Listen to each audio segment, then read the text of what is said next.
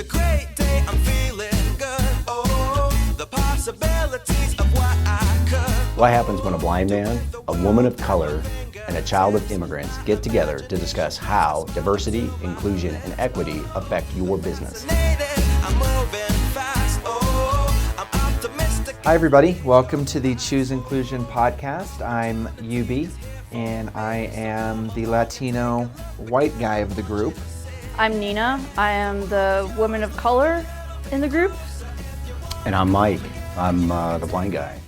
Hey, everybody. Welcome back to Choose Inclusion. I am UB, the Latino white guy of the group, as you heard in the introduction, and I'm here with Mike and Nina as always. Hello, team. Hey, everyone. Hey guys, how you doing today?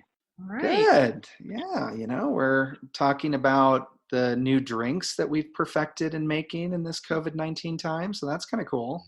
Yep. Making us sound like alcoholics. Good job. I learned by watching Mike. Oh, yeah. Yeah.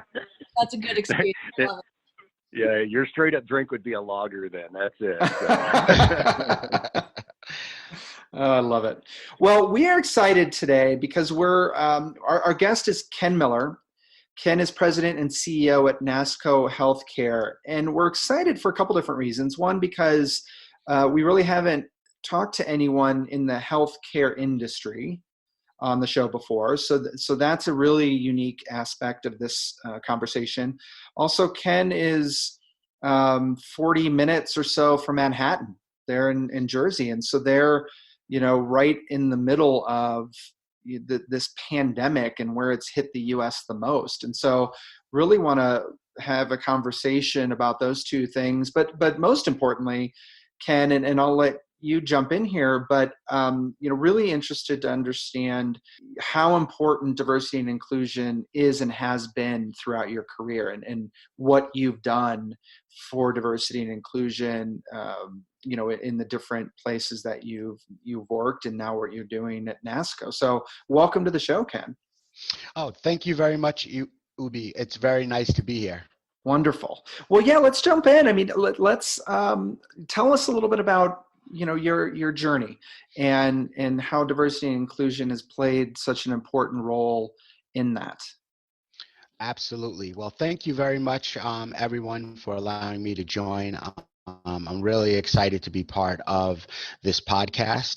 I think that my story is somewhat unique because I am an African-American male and I work in the healthcare sector. And fortunately enough, I am able to serve as the president and CEO of NASCO Healthcare. But I've been on this journey for over 30 years. And I think all along, I've always wanted to try to make a difference in the world. See, I come from very humble beginnings. And I believe the love, encouragement, and support I received helped me build my sense of purpose of wanting to make a difference. My mom was always my absolute rock, my biggest supporter, and she always told me I could do anything I put my mind to. I think what she was trying to say is that if I worked hard and treated people the way that I wanted to be treated, then at the end of the day, I would accomplish something or do something special in the world. In spite of me being an African-American male. And, my mom, growing up in the 40s and 50s in a very segregated South, always wanted me to do better than she had done. This kind of makes me recall when I was in grade school, one of my teachers wanted to place me in a remedial reading group. And my mom was not having it. She marched up to the school and told my teacher that there was nothing wrong with me, but that she just needed to challenge me. From that point forward, I was determined to excel at whatever was put before me, whether it was in academics or in sports. And I think that this was a critical and pivotal moment in my development, because I had to make a decision that I needed to work a little bit harder and really stand out if I wanted to achieve my dreams. And I received a full scholarship to the University of Albany to play football. While at SUNY Albany, I learned about the importance of giving back. I was fortunate enough to join Omega Psi Phi Fraternity Incorporated, where I committed myself to attacking illiteracy in our community, feeding the less fortunate, and mentoring the youth. And I think that being part of Omega Psi Phi Fraternity really pushed me out into the community and got me that much closer to my Latino brothers and sisters, working with my sisters from other sororities in the community, and collaborating to really try to meet the needs of those who were suffering. Additionally, working in pharmaceuticals gave me the unique opportunity to help people who suffered from conditions like asthma, arthritis, and hypertension. After being promoted several times in my career, I noticed that all of my peers were primarily white males. And throughout my career, I even started to model myself after them, started to dress like them, walk like them, talk like them. And I believe that I was becoming more of the monolithic group and was not standing out. But one day I woke up and I looked myself in the mirror and I realized that I really didn't recognize myself. And I made a commitment to myself on that day that I was just going to be me. I was going to be my authentic Ken, the Ken that my mom developed me to be. Throughout my career, I think I focused on doing well while doing well for the communities in which I served. Whether it was as president of the Diabetes Care Business Unit at BD or in my current role as CEO of NASCO Healthcare. I've always tried to find a way to connect with the communities in which we serve and make an impact, like with the Juvenile Diabetes Research Foundation or the American Diabetes Association, or supporting the frontline healthcare workers during this COVID-19 pandemic. I believe that we as leaders have a responsibility to help others. I pride myself in trying to be a stabilizing, motivating, and empowering force in the community, ultimately trying to make a difference. And I believe that being an African American male in healthcare hopefully sets the stage for other diverse candidates, whether that be African Americans, Latinos, women, be able to excel in the space of healthcare. I think that we need more women as CEOs. I think we need more Latino leaders around the world. I think that we need to create a more diverse community in healthcare so that we can remain competitive as we go forward. So Ken, you've had deep industry, obviously, experience in the healthcare sector. I mean, how do you feel what the experiences of underrepresented communities in healthcare and how companies have been addressing it or not addressing it in terms of building more diverse and inclusive spaces for people who are from underrepresented groups? Yeah, I really think that in many respects, many companies have ignored it, right? I think that many companies believe that they can take whatever has worked well in North America and replicate it in other geographies around the world, whether that be Asia, Europe, Latin America. And I believe that they've failed miserably in doing that, and primarily because they haven't created very diverse or inclusive teams that helped them to gain a much greater appreciation and respect for those other communities. I have had the good fortune of working at BD and in my current role at NASCO Healthcare, where we've taken a much more aggressive and intentional approach to trying to build more diverse and inclusive teams. And I can speak more about that, Nina, as we go on in the conversation. Yeah, Love it, Ken. Yeah, go ahead, Mike. Oh, sorry. I love it. I love the passion. I love the history and the story. Very inspiring, Ken. I love that we're talking to a healthcare leader right now. I, again, being the token blind guy on the podcast and generally in most of my engagements, accessibility is always a topic that's high on my priorities, Ken. And I think in healthcare specifically, when so many people, maybe they're not permanently disabled when they enter the hospitals, but they're at least temporarily disabled.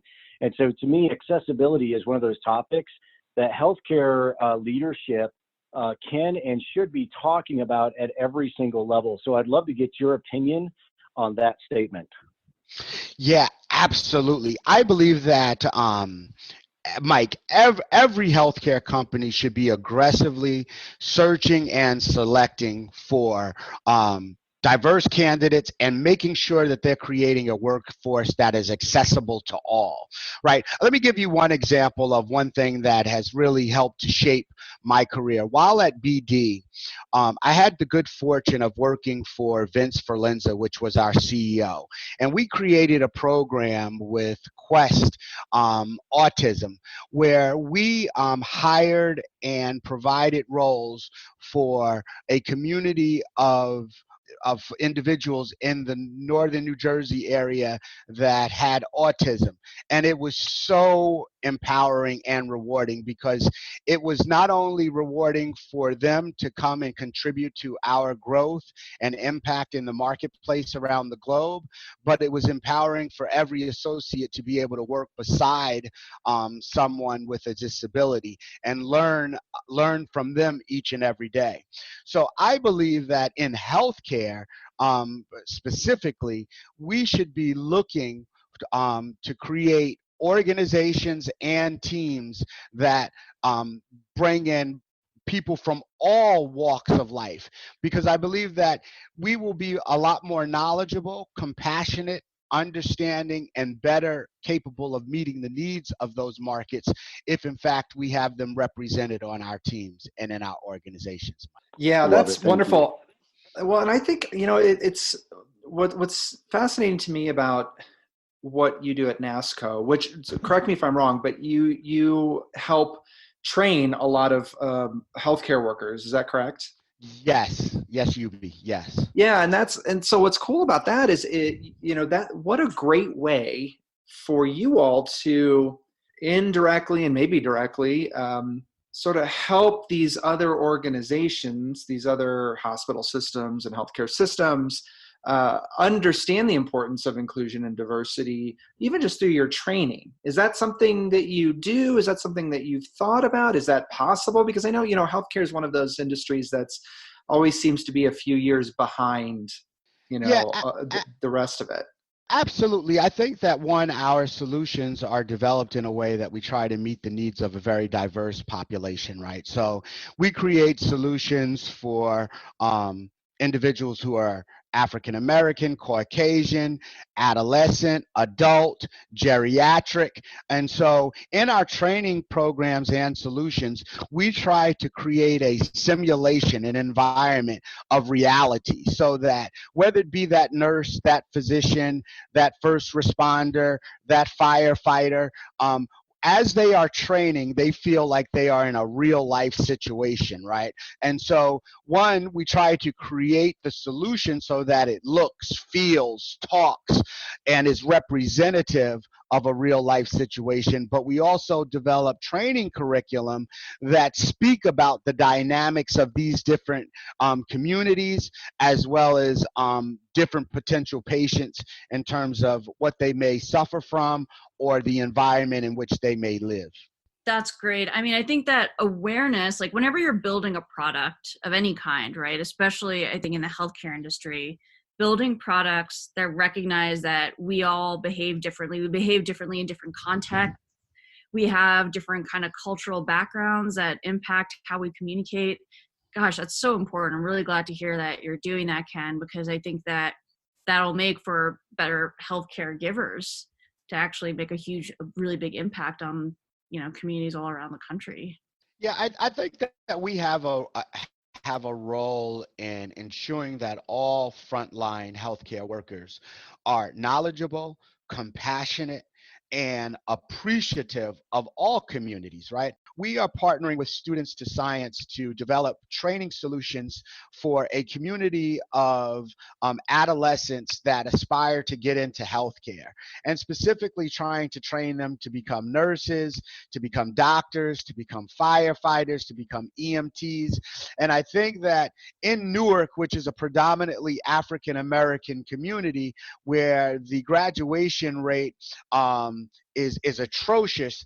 I think that we are really trying to help them build the necessary skills to perform in this job, but also to be compassionate, understanding, and appreciative of the community in which they serve. So you're not just focusing on like the current, state of current workers, but you're actually building a pipeline. You're building a diverse pipeline for the future of healthcare as well. That's what we're trying to do. This specific initiative recognizes that not all kids are going to go to a 4-year university, right? But we can help them build skills to be able to really be a stable force and a contributing force to the community by getting a great job, like being a nurse, being a firefighter, being a emergency technician. Well, I I love hearing that. One of the hats that I'm really humbled to wear here in Colorado, Ken, is I was appointed by former Governor Hickenlooper to be part of the Workforce Development Council, which sits underneath the Department of Labor. And the whole role of the council is to work with, private, public, nonprofit sector leaders in addressing workforce development, which again is more than just a 4-year degree. We've been so institutionalized since World War II that the only way to go out and get a good job is to get a 4-year degree, that it really, to me, it's done a great deal of harm to our youth, especially of the last generation or two, thinking that the only way for them to get a good job is that 4-year degree. And there are so many other amazing career opportunities that do not require a 4-year degree. So I love the fact that you're focused on that. So thank you for the work that you're doing there. Have you been seeing progress within that work?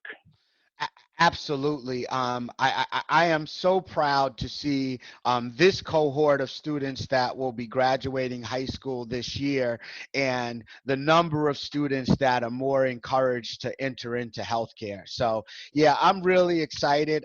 I know that we are making an impact. There's still a lot of work that needs to be done, but I definitely see the progress in which we're making, Mike. I wanted to go back to one thing that you were asking me, and I wanted to talk about the intentionality of creating a diverse and inclusive workforce, right? So here at NASCO Healthcare, what I've instituted is that we've set annual goals and objectives for the recruiting and selection of diverse candidates, whether that be by gender, whether that be by sexual orientation, whether that be by ethnicity. Making sure that all of our leaders have in their individual impact goals a requirement, a goal specific to recruiting and ultimately hiring and developing a diverse group of talent. We monitor and measure our performance on that on a quarterly basis, and then we recognize and reward leaders for the achievement of that. In addition to that, we've created several affinity groups. We've created a group for women leaders of tomorrow. We've created African Americans in healthcare. We've also created an LGBT affinity group. I think that by doing this, we are creating a highly more engaged organization, and one that is more empowered to make an impact in the communities in which we serve. Well, and now, let's focus on COVID-19, because it sounds like everything, that you've been doing really has sort of set you all up for immense success from being able to help the community around you perspective, especially in a situation like this. How, and as I said in the introduction, you're right in the middle of it in the U.S. What does that look like, right? How is COVID-19 affecting the community around you, your business, and how are you all helping right now? Able to help, the frontline workers, the community? What does that look like? Absolutely. Well, this really hit us all like a storm, right? And it has impacted every corner of the globe, and NASCO Healthcare has been impacted as well. I think that for me personally, my passion and concern is about our associates in the organization, their families, and the communities in which we work and serve. What we're trying to do is, and let me just step back and say that if there's one thing that we've learned from this COVID-19 pandemic, is how important it is to be ready. And in many respects, as a world, we weren't ready for this type of pandemic. And so what we've tried to do is, one, we've tried to make available to all frontline healthcare workers online virtual training solutions that help them ramp up their capabilities to be able to address this pandemic. Specifically, we've created training solutions for respiratory specialists that can learn how to operate a ventilator. I'm sure that you've heard that there's a major shortage of nurses and respiratory specialists, and with the setup of some of these ancillary hospitals and extra beds, we've had to bring in some healthcare professionals that didn't have all of the certifications and skills. So we've created new curriculum and new solutions that enable training to be done remotely, as well as be performed in much smaller groups. We've ramped up our manufacturing capacity to be able to meet the demands of the marketplace, not only here in the US, but around the globe.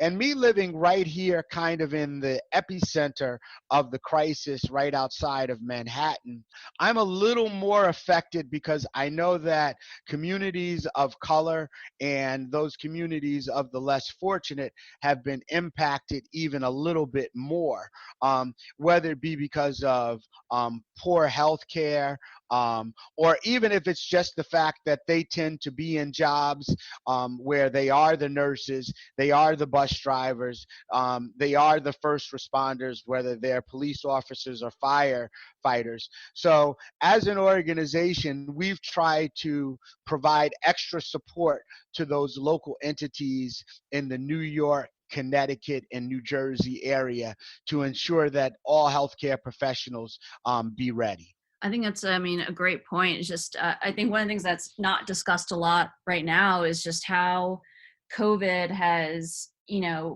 hit and impacted underrepresented communities and communities that just don't have access to the same safety nets and resources that, people with privilege do. And particularly the Black, Latinx, and indigenous communities in our country. And so I think it's really important to bring awareness around that and figure out solutions on how can we address that inequity, that inequality that we're seing. Well, and to that point, Nina, too, yeah, Nina, this is. Sorry about that. To Nina's point, we talked about this on an earlier episode where, this pandemic, my family, very middle class family, not very fortunate at all, but worked hard to get to where I'm at. But we live in a school district that created a policy that had one device per child, and so when distance learning was invoked, our school district was actually just happened to be ready for that. But other socioeconomic status school districts that are not as fortunate, let's say, as that school district, as our school district, I mean, again, it goes back to, of color and zip code matters in our United States from a funding perspective and all that kind of stuff. So I love the fact that you're addressing it from a workforce development with remote training and all that kind of stuff.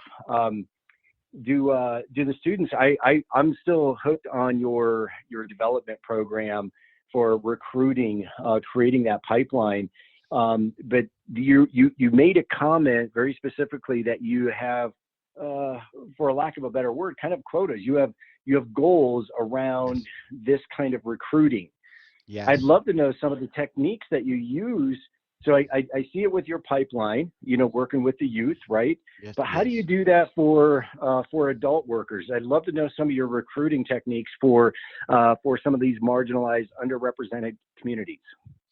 Yeah, well, definitely. My HR leader is outstanding, and she's done a great job of doing job fairs and doing recruiting on predominantly African American schools and campuses. So we've done aggressive recruiting in that fashion. As well, we've set up standards that every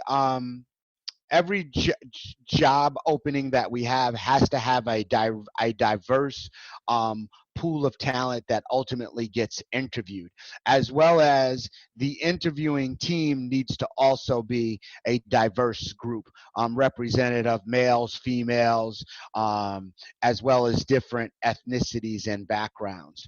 I think that it's a work in progress, Mike. Where our office is in a very rural area of the Catskills of New York, and I have another office in Fort Atkinson. So there's still a lot of work that needs to be done to ensure that we ultimately become what we envision being a truly diverse and inclusive work environment. But I believe by taking these very intentional steps, we are on the right path. Well, and please know, Ken, like we every guest we talk about, it's like it's not, this isn't one of those destination kind of plays. I mean, diversity and inclusion is one of those journeys. And so we love the fact that you're sharing, these are practical, tangible things that our listeners can use, right? So the fact that you are saying, yeah, all we're doing is picking, like our recruiting strategy is as simple as we pick campuses from X demographic. Like we're not talking, you don't need a PhD in diversity and inclusion. You just need to be intentional. So thank you for sharing your techniques. Yeah, I completely agree, Mike. Yeah, Ken, I mean, it's an intentionality that has to exist. And it's okay to break away from the ritual that, the organization has had in place for X number of years, right? Like that's the only way we're going to start to develop a more diverse workplace is by intentionally choosing to go out and seek different than what we've known before. And that takes a little bit of a mindset shift as well. So yeah, it's great to see the intentionality behind that. I think that's the biggest message I get from this is you're intentionally going out to make that change. So yeah, thank you for that. I think our listeners will absolutely appreciate that.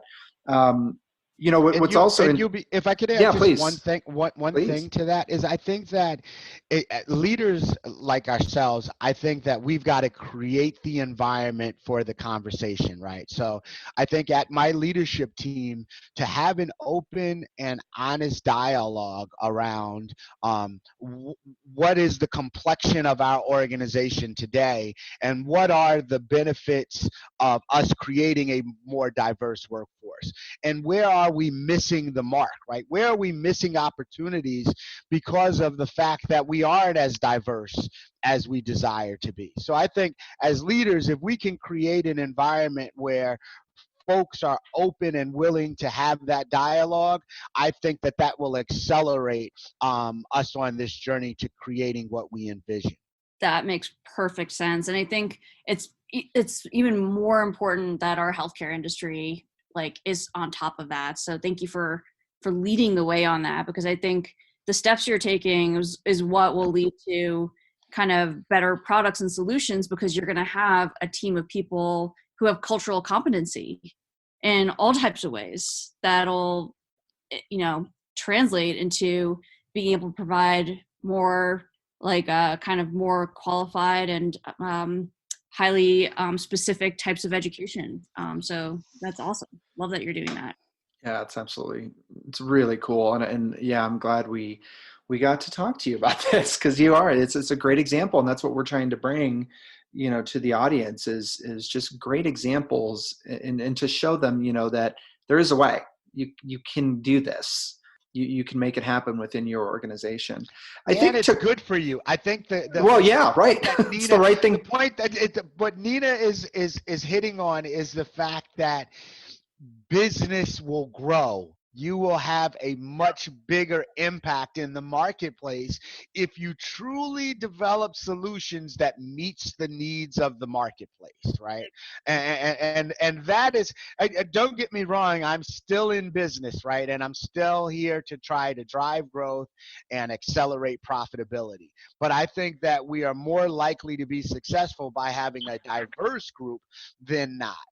And so there are multiple studies that have been done, Ken, that actually show that for-profit companies that are very intentional about, they've done it just based on, call it gender. And so organizations that have equal parts gender equity within their leadership ranks outperform their peers by double-digit percentages. So it's diversity and inclusion isn't just one of those feel-good stories. It actually pays off. Exactly, Mike. Exactly. Yeah. That's wonderful. I keep singing your praises, Ken, but it's been really nice talking to you about this. I think one thing maybe that we'll end on is, with COVID-19 and, the work that you all are doing to even sort of reskill these frontline workers, healthcare workers, to help. What do you see coming out of COVID-19? And granted, that could be 2 months from now, that could be 18 months from now. We don't know exactly. But for example, do you see an increased interest in these types of healthcare roles? No, absolutely. I think, one, that we realize that if a crisis like this were to ever hit us again, we are woefully understaffed and resourced at all levels of the healthcare system. So one is that we've got to encourage and ultimately train far more frontline healthcare workers, whether that be nurses, doctors, EMTs, firefighters. We need to encourage and then ultimately train a much larger cohort of that staff. Secondly, we need to have more solutions that help to train and ensure that frontline healthcare workers are better prepared in the face of a crisis. How you deal with patients on a day-to-day normal basis, let's say 6 months ago, versus how we're dealing with patients in the hospitals today is very, very different. And so therefore, our healthcare professionals were not very well trained or prepared to deal with such a crisis all at once. And so I think, one, we need to recruit and hire more frontline healthcare workers, but two, we need to create solutions and training scenarios that prepare them for this type of crisis in the future. I think if there's one thing we can be certain of, that this will not be the last time we are ever faced with some type of crisis or pandemic. Hopefully, we're able to keep it under much better control because we are far more ready. But nonetheless, I'm confident that some type of crisis like this will impact the world again in the future. So let's get ready. Exactly. Totally agree. Well, Ken, it's been a real pleasure. Thank you so very, very much. Thank you so much, Yumi. Yeah. Thank you, Nina. Thank you, Mike. I wish you guys well, and please stay safe and healthy during this crisis. You too. Thanks for your time. Thanks for your time, Ken. Okay, bye-bye now. Bye. Thanks, everybody. Talk to you soon. Thanks for listening to the Choose Inclusion podcast. Make sure to subscribe to us on Apple Podcasts and Spotify. And you can see closed captioning for this podcast on our YouTube channel. You can find us online on our website, chooseinclusion.com, and contact us on Twitter @chooseinclusion.